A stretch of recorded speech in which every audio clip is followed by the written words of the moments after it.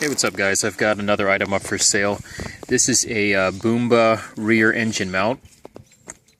This part, if you're going to go to the car, if you're looking at the bottom of the car, there's traditionally with the Boomba set, there's one for the top of the engine, which usually goes right here. There is a second mount that will go in the front of where the oil pan would be. And then there is a rear mount that goes in the back of the oil pan. And that rear mount is what I'm selling right now. And this is the piece. It's still in great working condition. This one, I drove this on my car for, I would say, about 15,000 miles. And if you're not familiar with what this piece is used for, it's basically to limit engine movement. Especially when you're shifting the engine, it has, especially when you're under high acceleration, it tends to shift the engine back and forth. That's usually okay if you have a regular stock header inside the engine. But once you start running aftermarket headers, the clearance between the header and the subframe becomes very, very small. Traditionally, this is kind of hard to explain if you've never done a header install, but with the stock header, there's about this much gap between the header on the top and the subframe on the bottom. When you go with an aftermarket header, it usually has longer runners.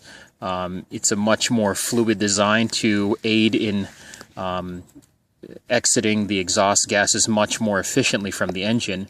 And so when you have a larger exhaust, the gap between the new aftermarket exhaust on the top and the subframe on the bottom is oftentimes very, very small, which means that there's very little clearance between the aftermarket header and the subframe.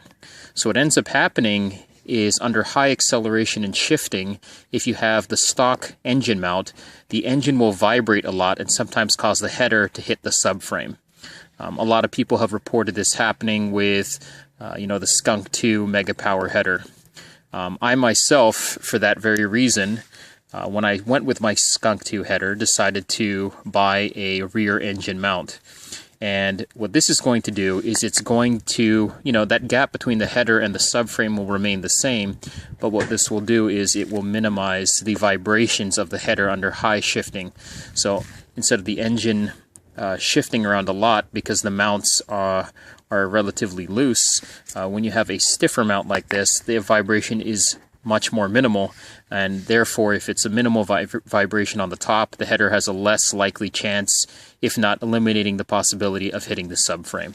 So basically it helps to protect your header from hitting your subframe. As a secondary purpose, the primary importance is just to limit engine movement during high shifting, so that way your shifts are a little bit more crisp and clean. If you want a technical discussion or technical description of what these are used for, I suggest going to boombaracing.com and checking out this product.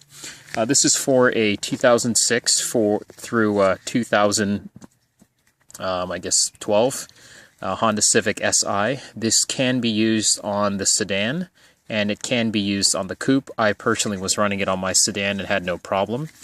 This is how the product will come. There is no additional hardware to use with this.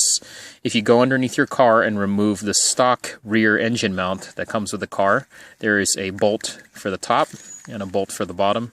Those bolts go right into place here and into here, and you're going to be reusing your stock hardware.